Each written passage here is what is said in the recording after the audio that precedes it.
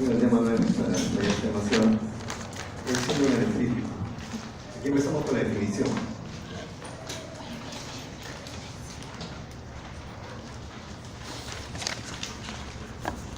¿Qué dice? Síndrome nefrítico es un proceso inflamatorio. Es en realidad la respuesta del organismo a una anoxia. Esta anoxia puede ser infecciosa o no infecciosa. Infecciosa es la causa más frecuente, que lo vamos a ver en un momento, y no infecciosa, enfermedades autoinmunes. Es una respuesta inmunológica frente a una agresión. Lamentablemente eso termina dañando el riñón. Vamos a ver.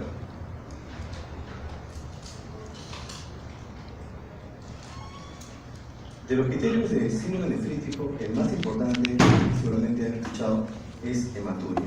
Así que nos vamos a encargar de la hematuria.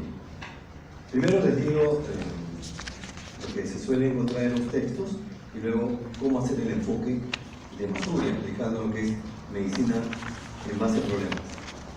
Bien, la hematuria en síndrome nefrítico es macroscópica, en primer término. El paciente llega diciendo: he notado un cambio de color en mi orina. Habla de la orina oscura. O a veces está más asustado y dice: mi orina está de color rojo. Pero no hay dolor. Y si le preguntamos si en la orina ha visto coágulos, obviamente va a decir: no hay coágulos. Esta característica de esta hematuria nos puede hacer sospechar en una hematuria glomerular. Luego ahondaremos un poquito más. Lo que quiero que recuerden que es criterio cardinal de síndrome nefrítico es hematuria, una hematuria glomerular. ¿Por qué no urológica, que es la otra tipo de hematuria? ¿Por qué? Porque en la urológica hay dolor, en la urológica hay coágulos, aquí no. Es macroscópica, con más frecuencia, y tenemos glóbulos rojos dismórficos. ¿Por qué está alterada la forma del glóbulo rojo? Porque tiene que pasar por glomérulos que ya están alterados. Por eso se altera la forma del glóbulo rojo. Se dice que son dismórficos. Ese dato lo podemos encontrar en el sedimento urinario. Ahí informa. Presencia de glóbulos rojos dismórficos. Otra cosa que buscamos en el examen, en el sedimento urinario, en el examen de orina, buscamos. Primero, en el examen de orina me va a permitir corroborar que efectivamente es hematuria. Vamos a encontrar que los hematíes están incrementados más de 3 por campo, ya decimos que es hematuria. ¿Cómo sé que es glomerular? Muy simple. Además que es indolore y que no tiene coágulos. Pero desde el punto de vista bioquímico, ¿cómo sé que es glomerular? Porque menciona o está escrito que hay glóbulos rojos dismórficos. Ese es un punto. Y el otro, que hay cilindros hemáticos. Esos dos datos. Y tercero podría ser que hay proteinuria. Que haya proteinuria. En ese orden, me parece. Primero, buscar glóbulos rojos dismórficos. Normalmente hay en la orina de una persona sana glóbulos rojos de forma alterada. ¿Qué dicen? Sí, por ejemplo. Estrés físico. Pero no debe superar más del 20%. Cuando más del 20% ya es anormal. Entonces acá hay que agregarle glóbulos rojos dismórficos, pero más del 20%. Normalmente no hay cilindros hemáticos. Luego hablaremos un poquito de los cilindros hemáticos. Y eso. Bueno, ya tenemos el criterio clínico, el criterio bioquímico. Ahora, como ya saben, yo sugiero a ustedes que hagan una medicina en base a problemas, que no hagan una cirugía tradicional. Hagamos medicina en base a problemas y cuando esté en mi medicina interna, me gustaría que hicieran medicina en base a la evidencia. Eso me gustaría de los alumnos de esta facultad. Y que les pidan a los profesores de medicina interna que hagan medicina en base a la evidencia y que su literatura no se acostumbren a leer solo libros, es lo peor que puede hacer un alumno. Yo enseño también medicina interna a la científica del sur y a veces me preocupa ver alumnos que tienen bajo el brazo esos benditos manuales del CTO. Por supuesto que pueden leerlos, pero solamente leer manuales CTO son alumnos limitados. Yo no quisiera que los alumnos fueran limitados. Ya el alumno tiene que quieren leer en su manual, pero tienen que abrirte, tienen que salir. Hay que revisar manuales de especialidad, hay que revisar guías. Ya eso, deberían, cuando hagan medicina interna, pedirles orientación al profesor. El profesor también es un orientador. Así como lo estoy haciendo con ustedes, sugiriéndole medicina en base a problemas, me parece que traje el libro, el PDF, no recuerdo, ese español, Lazo. Si no traje, lo voy a poner acá en el escritorio, porque deberían leer ese librito. Deberían hacer su esquema. Yo trato de los alumnos de la práctica. A ver, ¿cuál es el problema? Hoy ya estamos viendo. Hiponatremia, ya. Pero hagamos un esquema. Porque es una clase práctica. No estamos haciendo teoría. Algunos alumnos de repente están desconcentrados y piensan que frente al pie de la paciente vamos a hacer teoría. No vamos a hacer teoría. Tenemos que hacer práctica.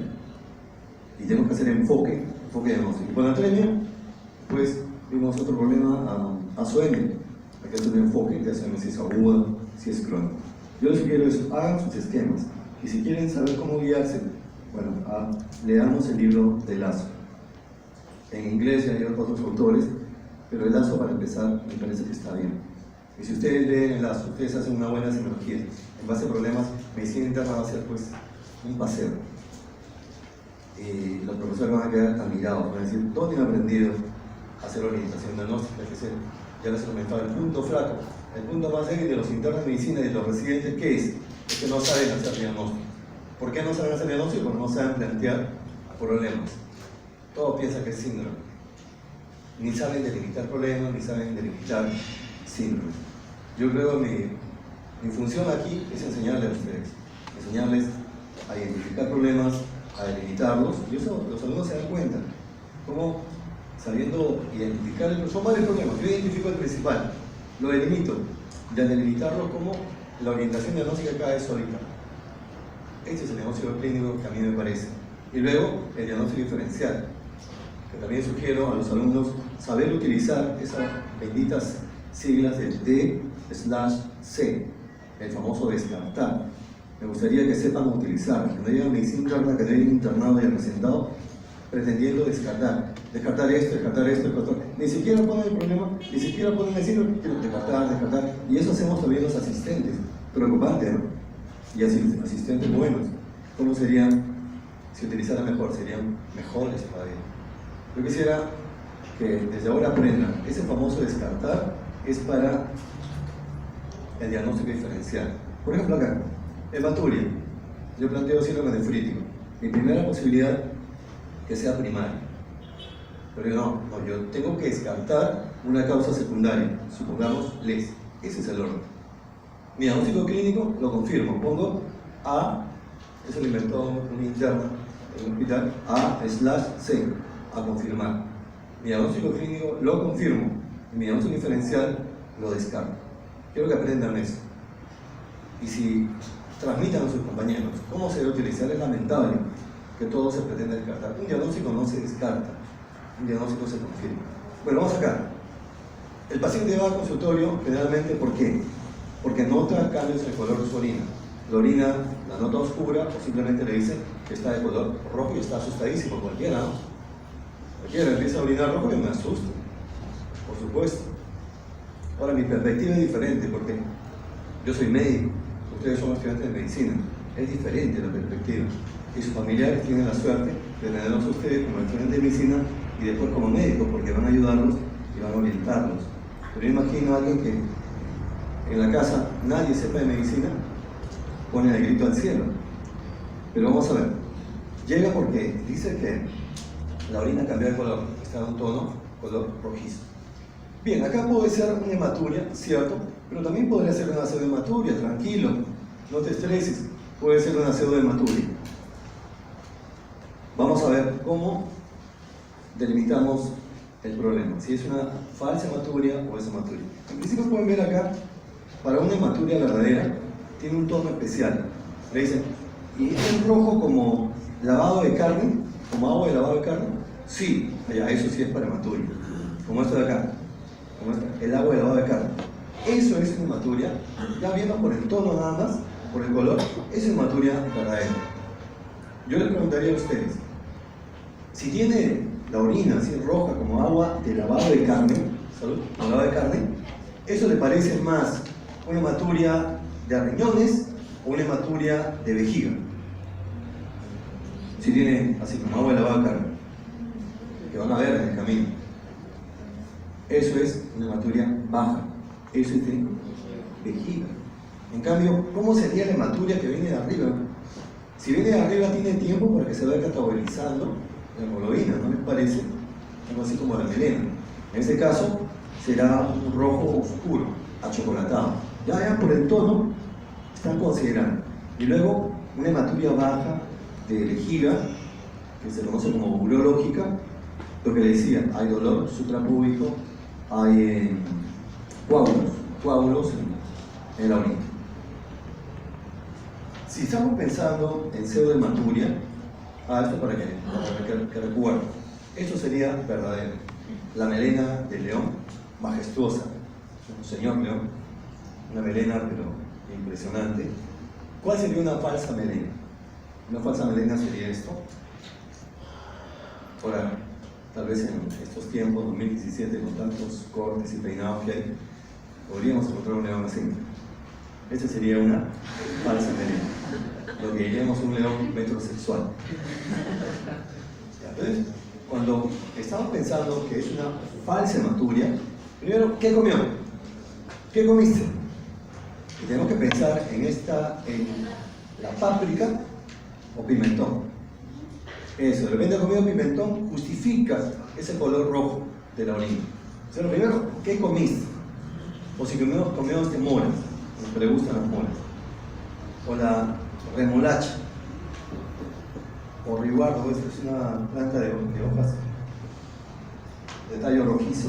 Ahí está, plantita de tallo rojizo, ribardo. O si no, ¿qué medicamentos tomó también?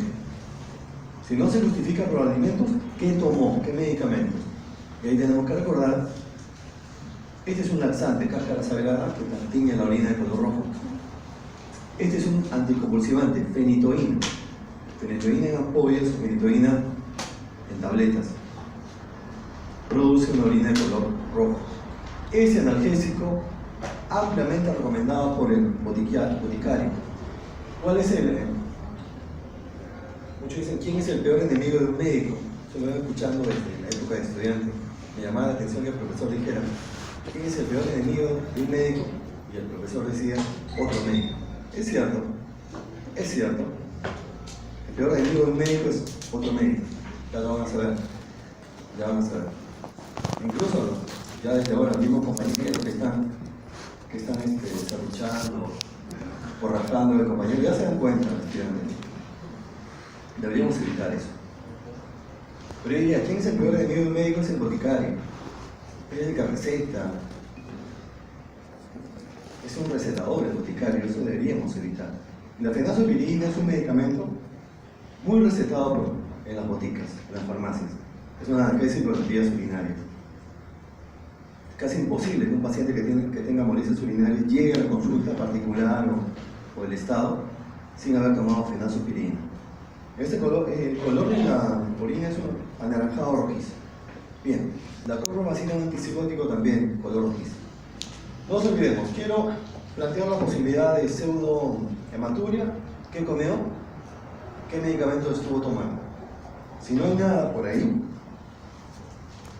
y es una dama, preguntar si está menstruando. Esos los días que cambian de ánimo la chica. Preguntar si está menstruando. Porque los glóbulos rojos pueden ser de vía ginecológica. Y está esto. Y luego, si no fuera eso, ya pensemos en pigmentos. Y está la porfinuria. ¿Han escuchado la enfermedad porfiuria aguda intermitente? ¿Han escuchado? Porfiuria aguda intermitente son chicas que tienen dolor abdominal, que puede ser a veces intenso. Van de médico en médico, le hacen ecografías, tomografías, resonancia y no encuentran absolutamente nada. Y la chica se ve así ansiosa, es lo que llamamos personalidad psiquiátrica. Parece una chica psiquiátrica, poco más la envían a psiquiatra, pero no. Hay que aplicar la duda filosófica. Si ven una chica, si es joven, mujer, estresada, ansiosa y que tiene dolor abdominal y que no se encuentra la causa, en el diagnóstico diferencial que tiene que estar, ahí se aplica la palabra descartar. ¿Qué tenemos que descartar? O sea, demostrar que no sea porfiria aguda intermitente. ¿Qué hay que hacer? Muy simple. Tomar una muestra de orina en un frasquito transparente y exponerlo al sol. Si es porfiria aguda intermitente, donde ¿qué aumenta? El porfirinógeno. Frente a la acción de la luz solar, cambia de color. Acá dice un color como de vino de Oporto, incluso puede llegar a un color de chicha morada. Con eso, miren, algo tan simple, ya están orientando el diagnóstico hacia porfiria aguda intermitente. Mioglobinuria. Son pacientes que lamentablemente han tenido, han sufrido un politraumatismo. En este caso, menciona que la orina puede tener un color rojizo o rosado, la mioglobinuria. La mioglobinuria también se puede encontrar en la mordedura de un insecto. ¿Cómo se llama ese insecto?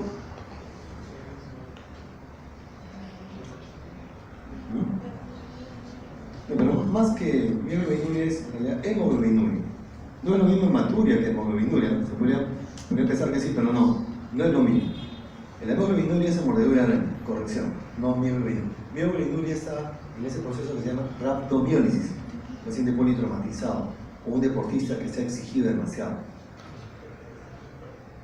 Acá hay otros ejemplos de pigmentos. Yo pensaría en primer lugar en coluria. Esta coluria no está acá, pero pensaría en coluria. Coluria primero es un color amarillo oscuro y después anaranjado que se puede confundir con hematuria. Hemoglobinuria paroxística nocturna también, que puede llevar a pancitopenia. Rhabdomiólisis, la mioglobinuria, la porfiria aguda intermitente que ya hemos conversado, la gota por uratos y la captonuria. Son enfermedades o problemas bastante infrecuentes. Sigamos entonces el esquema. Ya estamos descartando la posibilidad de una pseudohematuria. Le digo, no, acá hay una hematuria real, verdadera.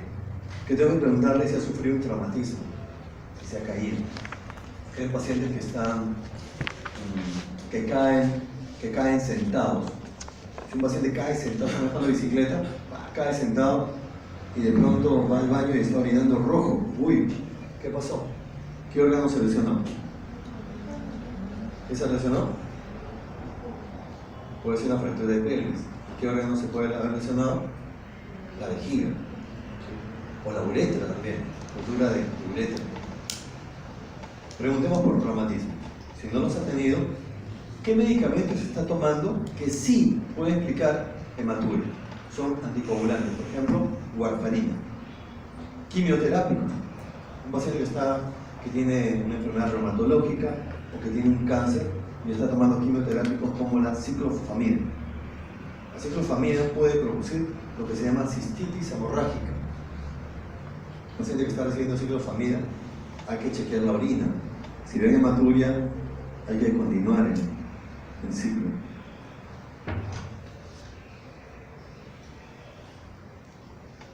Warfarina, sale de oro como antirreumático. Esto es algo más para agregar de los medicamentos. Voy a hacer un caso clínico, yo siempre les soplo las preguntas. Un caso clínico voy a hacer de esta lámina, ya saben. De aquí voy a armar un caso clínico. La hematuria se divide en prerrenal, renal y postrenal. Prerrenal, si está tomando anticoagulantes. El problema no es de los riñones. Postrenal, en la vejiga, cistitis hemorrágica o algunos fármacos como ciclofamida, isoniazida, antiteresiano y piperacilina, que es una penicilina del grupo de las ureidopenicilinas que cubre pseudomonas. Bueno, lo que nos interesa es lo del centro. Ahí puedo tomar el caso clínico. Glomerulonefritis. Medicamentos que producen glomerulonefritis. Un medicamento de uso común acá son los AINES. Los AINES pueden producir daño glomerular y dar síndrome nefrótico, pero también pueden producir síndrome nefrítico por nefritis intersticial. Hay las sulfas, hipersensibilidad. drogas como la heroína, glomerulonefritis focal segmentaria. La pendicinamina, que es un antirreumático, una rápidamente progresiva. Y la membranosa, donde también están los AINES, antirreumáticos, antihipertensivos de captopril, etcétera, etcétera. Bueno, ahí vamos a armar una bonita pregunta. Continuamos. Ya sé que es una hematuria verdadera, una hematuria real. Lo que le dije, no es por traumatismo, no es porque está tomando algún medicamento. Ya está, todo está descartado. Ustedes tienen que hacer todo ese análisis, todo ese enfoque, para llegar a estas instancias. Entonces me pregunto, ¿es glomerular o es no glomerular? ¿Qué necesito? La semiología. Si hay dolor, hay coágulos, eso es no glomerular. Fácil. Pero necesito el examen de orina. ¿Quiero o no quiero? En el examen de orina que lo vimos en antes, que tengo que buscar glóbulos rojos dimórficos más del 20%, cilindros hemáticos y también proteinuria. No glomerular no hay nada de eso, es todo lo contrario. Los cilindros, ¿qué son los cilindros? Los cilindros en realidad son, ¿cuál es el cilindro básico? ¿El cilindro básico cuál es? Donde se originan todos los demás cilindros. Los yalinos. ¿Qué son los cilindros yalinos? Son acumulación de proteínas que se producen en los mismos túbulos renales. Y como son túbulos, adquieren la forma de la luz del túbulo, o sea, la forma de cilindro. ¿Cuál es la proteína principal que producen los túbulos renales? ¿Cómo se llama? La proteína de TAM-porfa. Así que la matriz de los cilindros está formada por proteínas de TAM-porfa. Si a esto se asocian glóbulos rojos, ya le llamamos cilindros eritrocitarios. Acá es un resumen. Hasta acá tenemos un resumen. Hematuria. Lo primero que tenemos que saber es que no sea una pseudohematuria. ¿Qué medicamento, qué alimento consumió? ¿Qué medicamento estuvo tomando? Si está menstruando. Eso explicaría, o si son la posibilidad de que haya pigmentos en la orina. Es lo primero que hay que ver. Si es una hematuria verdadera, preguntar por traumatismo y si está tomando anticoagulantes o quimioterápicos. De no ser así, planteamos, o es glomerular o es no glomerular. Para glomerular, si tiene cilindros hemáticos, glóbulos rojos dimórficos más del 20%, proteinuria. Puede ser ocasionada por una glomerulonefritis primaria o una glomerulonefritis secundaria. ¿Cuál es la glomerulonefritis primaria más frecuente que produce síndrome nefrítico? ¿Ah? No. ¿Respuesta a qué? Glomerulonefritis primaria. ¿Como respuesta a qué? A una infección. ¿Qué infección? ¿Con cuál bacteria? ¿Cuál? Eso es, el Piógenes. La glomerulonefritis primaria es la post-estreptocosis. Esa es la más frecuente. Secundaria. ¿Qué enfermedad puede llevar a síndrome nefrítico? Les vasculitis. La tubular y la urológica. La tubular son enfermedades genéticas. Ahí tienen el síndrome de Liddle, porque eso lo va a ver en medicina interna. Urológicas, la causa más urológica donde hay dolor y hay coágulos. La causa más frecuente de hematuria no glomerular urológica son los cálculos renales. Y los cálculos renales están formados, la composición por fosfatos o oxalato de calcio. ¿Cuál es más frecuente? Por fosfatos de calcio. Esta es la prueba de los 3 vasos, rapidito. Si en el primer vaso está la hematuria, decimos que la lesión está en la uretra anterior. Si la hematuria está en el último vaso, decimos que está en la uretra posterior. Y si la hematuria está en los 3 vasos seguidos, decimos que está por encima del cuello de la vejiga. O sea, puede ser en la vejiga, puede ser en los riñones. Vamos con una pregunta. ¿Cómo se caracteriza una hematuria glomerular? Vamos viendo una por una a ver si les parece. Se caracteriza por ser una orina oscura, indolora y sin coágulos. ¿Qué le parece? Puede ser. ¿Por qué hay hematíes dimórficos más del 20%? ¿Está bien? Acantocitos. Son hematíes dimórficos en forma de anillo.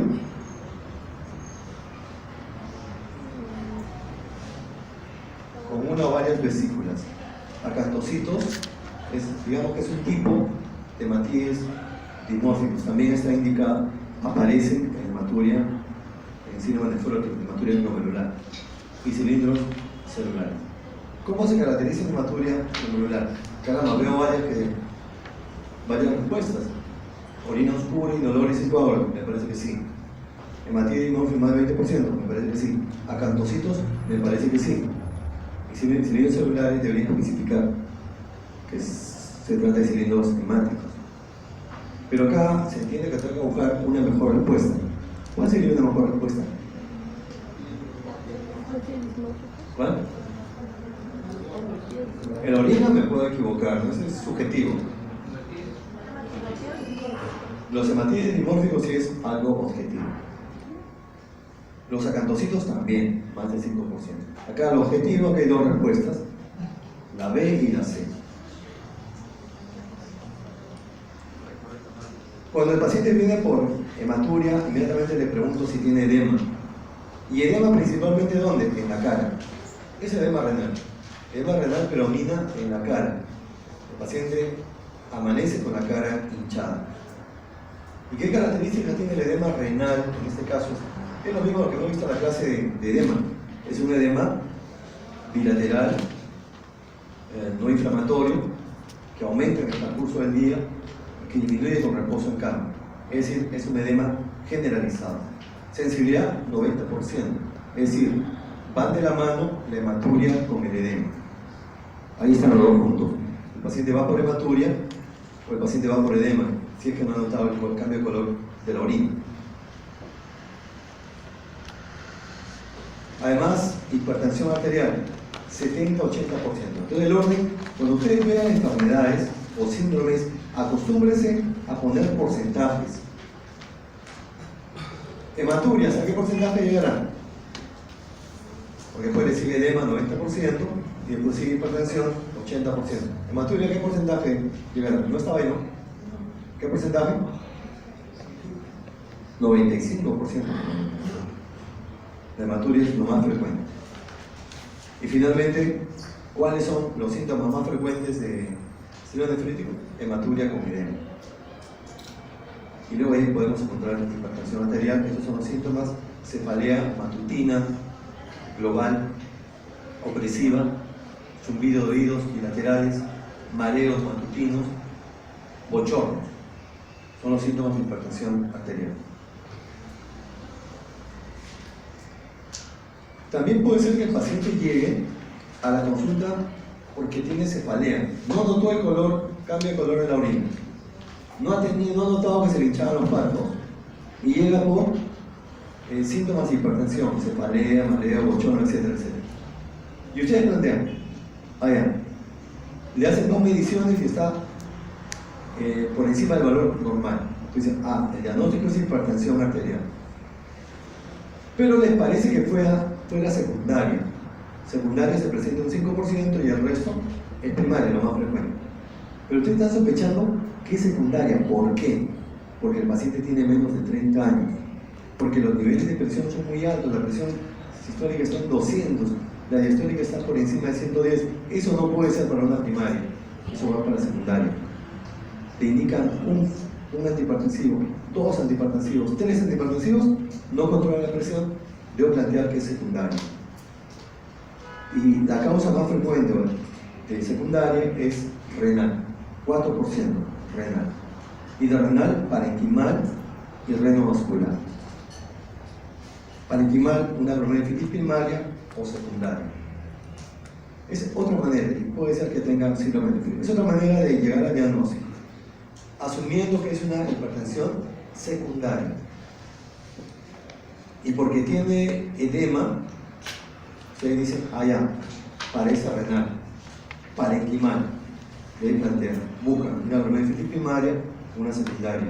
buscan el examen de orina hematuria para un síndrome nefrítico. Porque si tiene hipertensión no voy a buscar síndrome nefrótico, tengo que buscar síndrome nefrítico. Le hago una pregunta acá, esto es menos frecuente, renovascular, hipertensión arterial secundaria, renal y renovascular, menos frecuente. Puede ser por en los adultos mayores por aterosclerosis y en los jóvenes por fibrodisplasia. ¿Cuándo? Mi pregunta es, ustedes han hecho la cirugía cardiovascular, ¿cuándo van a sospechar que esta hipertensión arterial secundaria, renal, es renovascular? Por el examen físico. ¿Qué van a encontrar en el examen físico? Ahí está aparato urinario, examen físico aparato urinario. ¿Qué van a encontrar? Al abultar los flancos, ¿qué van a escuchar? Soplos sistólicos, soplos mesosistólicos. Eso le está orientando a pensar en qué? En estenosis de arteria renal. Ahí está. Y algo más, acá le he puesto el fondo de ojo. Si le hacen fondo de ojo a un paciente que tiene hipertensión arterial renovascular, ya tiene una retinopatía avanzada. 3, grado 3 por lo menos, o 4. 3, ¿qué van a encontrar? ¿Han hecho ustedes retinopatía hipertensiva? Grado 1, ¿qué encuentran?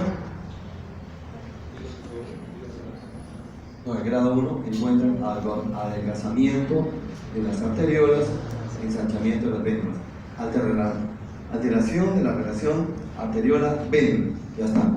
Grado 2, ¿qué encuentran? Los hilos de cobre, hilos de plata. ¿Qué es eso? ¿Alguien sabe qué es eso? Hilo de cobre, hilo de plata. ¿Alguien sabe? Tienen que preguntar, pues hay que sacarle el jugo a los profesores de práctica, si no, ¿para qué están? O mejor dicho, ¿para qué estamos? Los hilos de cobre o de plata, simplemente cuando uno hace el fondo de ojo, ve el reflejo luminoso de la arteriola, que es un color amarillo, anaranjado, bonito. Cuando ese color amarillo, anaranjado se convierte en un color marrón, eso es el hilo de cobre. Cuando se convierte en color blanco, es hilo de plata. ¿Y qué significa eso? Significa que hay adelgazamiento, estenosis de las arteriolas. Eso significa. Grado 3, vamos a ver los exudados algodonosos y exudados hemorrágicos. Y grado 4, papiledema. Estamos.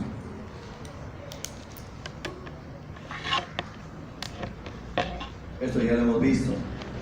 Proteinuria. No, esto no. Después voy a buscar proteinuria, pero no en rango nefrótico. En la mañana veíamos una paciente, estaba viendo en la mañana una paciente, una chica que venía de Huancayo, una chica de 20 años, quiero que me ayuden, una chica de 20 años que estaba viniendo por infección urinaria baja, pero con el antecedente, para su mala suerte, de LES de mes de julio. ¿Qué piña, chicas? Tiene LES desde julio en tratamiento con prednisona, hidroxicloroquina y prednisona.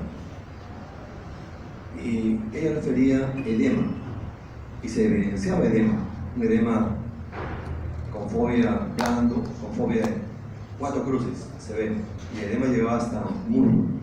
Le preguntaron a los alumnos si tenía orina espumosa, le dijo que sí, tenía orina con espuma persistente. Incluso había disminuido el volumen urinario. Hasta ahí, ¿qué pueden pensar? Nefropatía lúpica, tiene edema, tiene orina espumosa, más parece un síndrome nefrótico. No había hipertensión arterial. Le pedimos el examen de orina, o vimos el examen de orina y tenía 3 cruces. ¿Síndrome nefrótico? Probablemente. Porque, ¿cómo ustedes utilizan la proteinuria cualitativa? Una cruz de 100 a 300. Se pierde normalmente menos de 100 miligramos de proteínas totales en orina de 24 horas.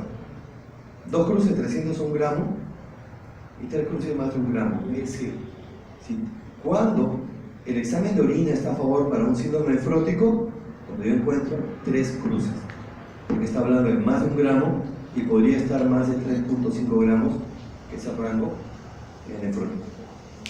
Pero en este caso la proteinuria es menor. Y por último, oliguria. Aquí la diuresis está por debajo de 500 en 24 horas. Y si ustedes quieren ver si un paciente tiene oliguria en emergencia, tienen que medir la diuresis horaria. Si está orinando menos de 0.5 por kilo hora, dicen, tiene oliguria. ¿Pero cuántas horas? Una hora no es suficiente. ¿Cuántas horas? Ustedes tienen que chequear que la diuresis está por debajo de esta velocidad, menos de 0.5 por kilo. ¿Cuántas horas? Tienen que ponerse a pensar. ¿Será suficiente con una hora? ¿2 horas?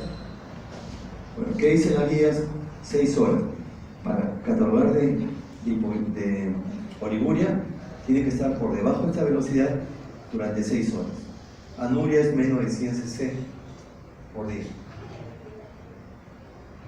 Vamos a la causa. La causa más frecuente, decía su compañero, que es glomerulonefritis postinfecciosa, post-retrocócica. ¿Cómo es esto? Hay una infección que puede ser de faringe o puede ser de piel. Faringe o de piel. Sobre todo de faringe. Por el estreptococo beta hemolítico del grupo A. Pero también podría ser una piodermitis. ¿Ustedes han escuchado esa enfermedad? Fiebre reumática, la que lleva a cardiopatía valvular, estenosis mitral, etc. Fiebre reumática se va a presentar también por la infección de estreptococo beta hemolítico del grupo A, el piógeno. Por infección de garganta o infección de la piel. Para fiebre reumática, o los dos. Solamente garganta. Guarden eso. Fiebre reumática solamente faringitis. En cambio, glomerulonefritis puede ser infección de garganta o puede ser de la piel. Qué mala suerte, ¿no? Que este estreptococo beta hemolítico desencae. El organismo reacciona para eliminar el estreptococo. Hay una serie de mecanismos inflamatorios cuya finalidad es eliminar esta bacteria. Pero qué mala suerte que en ese proceso de eliminar esta bacteria se daña el riñón, se daña el glomérulo. Algún vínculo, algún parecido debe tener el riñón, el glomérulo con el estreptococo beta hemolítico. ¿Saben? ¿Qué parecido hay? Porque la respuesta inmune que va en contra del piógenes termina lesionando el glomérulo. No, pero ¿qué parecido hay? ¿Por qué precisamente el glomérulo y por qué no el corazón? Los receptores.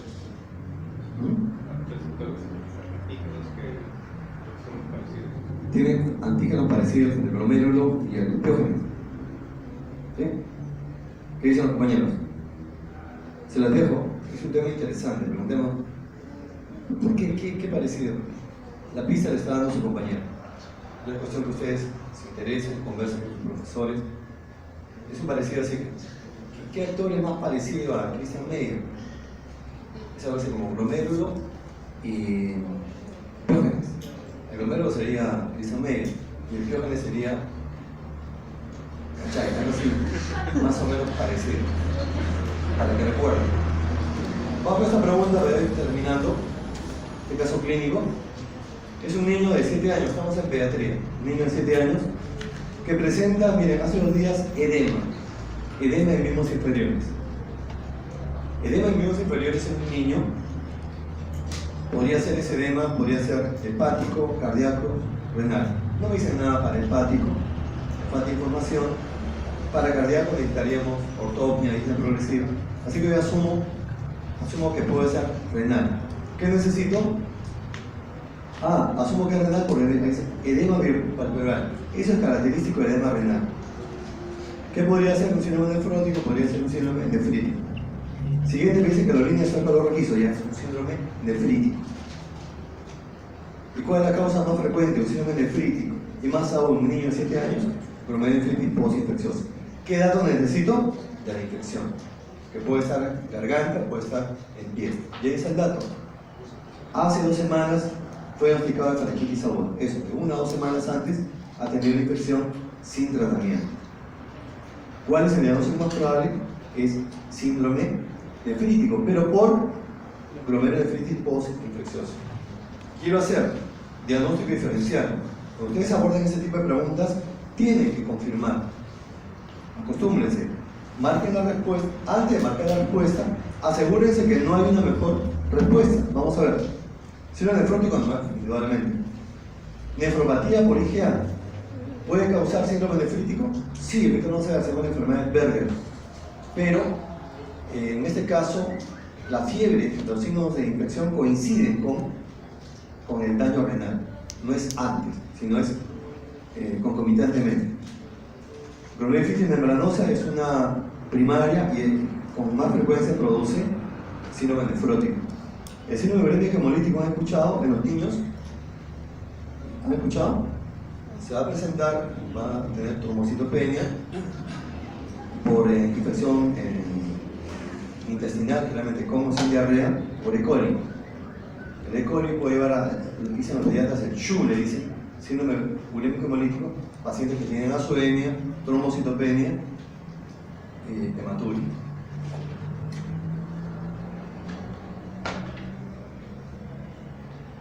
¿Es otra causa?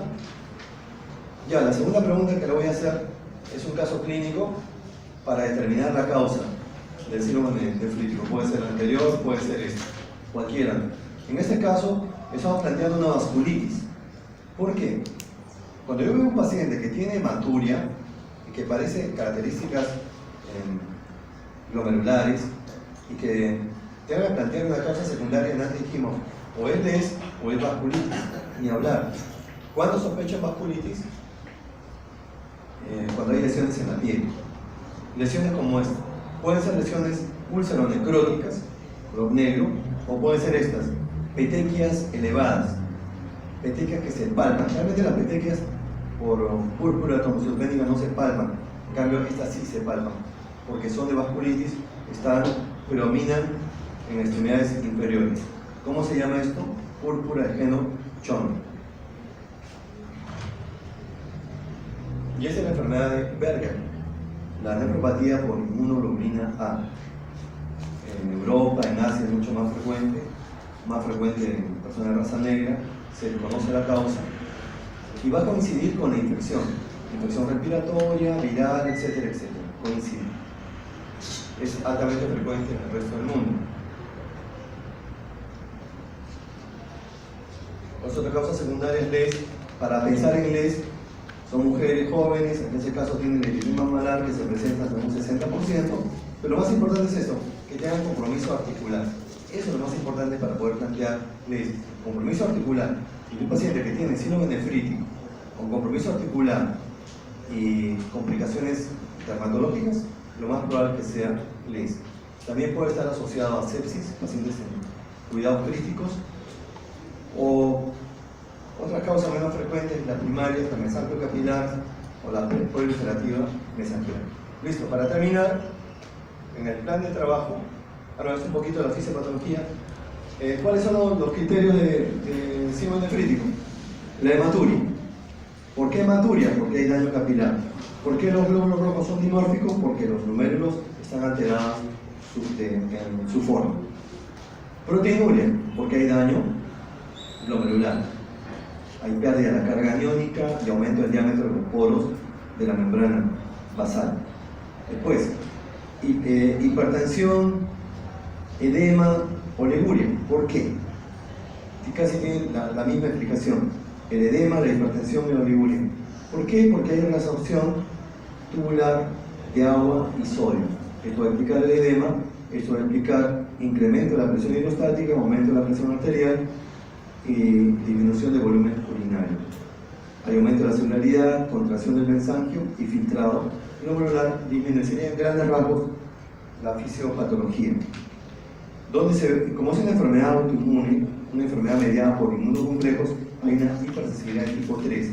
¿Dónde se van a acumular? Se van a acumular depósitos subepiteliales, subepiteliales por la glomerulitis postinfecciosa, subendotoriales por la enfermedad de Berger, mesanquiales y depósitos intamembrana y mesanquiales. Sería lo que tenemos que recordar es que la glomerulitis postinfecciosa, donde se van a acumular complejos inmunes, es a nivel subepitelial. Eso lo tenemos que recordar. Aquí, ¿cómo se produce el daño del glomérulo? Es un daño por proceso inflamatorio. Hay activación de las interleuquinas, las famosas interleuquinas 1, 6 y factores de necrosis tumoral que van a producir los inmunocomplejos. Se produce activación de mediadores inflamatorios como el complemento, y eso va a llevar al proceso inflamatorio, aumenta la permeabilidad y hay transsudación de líquidos y proteínas. Finalmente, en el plan de trabajo, ¿qué tenemos que demostrar? ¿Cuál es la causa más frecuente? Síndrome nefrótico, glomerulonefritis postinfecciosa. En mi plan de trabajo yo tengo que demostrar que ha habido una infección por esa bacteria. ¿Y cuál es el recuerdo de la infección de esa bacteria? La bacteria, ustedes que tienen fresco los conocimientos, la bacteria produce enzimas. Una enzima importante que produce el estreptococo, ¿cuál es? ¿Cómo se llama? La streptolicina. Muy bien. Entonces el organismo desarrolla anticuerpos contra la streptolicina. ¿Cómo se llama? ASO. Anticuerpos antistreptolicina. Eso es lo que quería pedir. Pero has encontrado que hay un anticuerpo o el test de la test estreptocima es mejor que pedir ASO, anticuerpos contra antiestreptolicina. Es un dato que deben tener en cuenta. Después, el complemento. El complemento va a estar, en síndrome nefrítico va a estar disminuido. Es un hallazgo universal en la nefritis aguda.